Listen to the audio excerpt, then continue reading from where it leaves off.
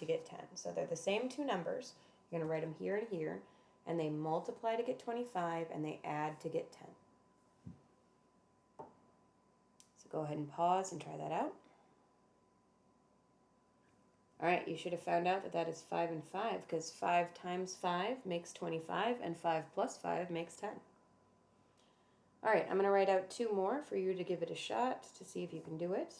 It is far wiser to write down all the numbers that would multiply to get that top number rather than all numbers that would add to get 8, because remember, you can really have an infinite number of those. I could say like 1 and 7, right? But I could also say 0 and 8, but I could also say -1 and 9, and -2 and 10, and -3 and 11.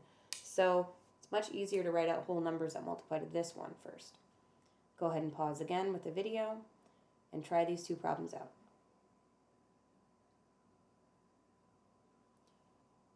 Okay, so you should have figured out this was 10 and 2.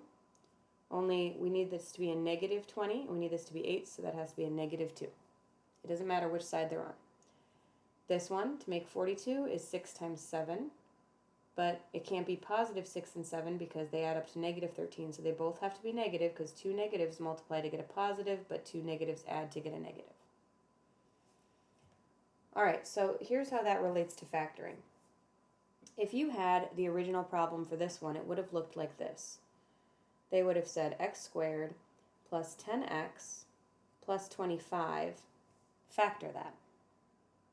So you see how the end number here, that goes there, and this middle number goes down there. And it's not always the end number and the middle number. It's the number that's by itself goes on the top, and the number with just an x goes on the bottom. So once you figure out that that's x plus 5 times x plus 5, you see how the two numbers that go on the side of the x go in the parentheses here. And if I was to, so that's factoring. Factoring, remember, is breaking it apart. If I was to put it back together again,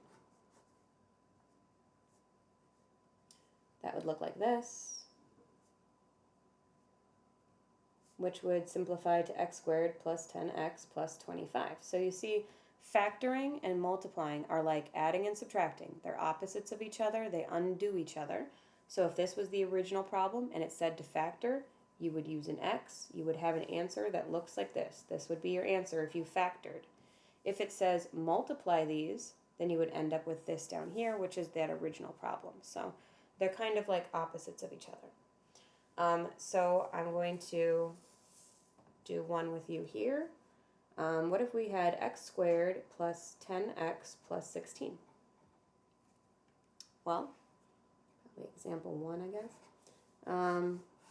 So 16 goes on top and 10 goes on the bottom. We're factoring. So what two things multiply to get 16 but add to get 10? That is 2 and 8 multiply to get 16 but add to get 10. So when I write out my factors, it would be x plus 2 and x plus 8. And remember, it doesn't matter. It could have been x plus 8 and x plus 2. It's okay if they're out of order. And then finally, you try this one. X squared minus 13x plus 40. Go ahead and pause the video and give it a shot.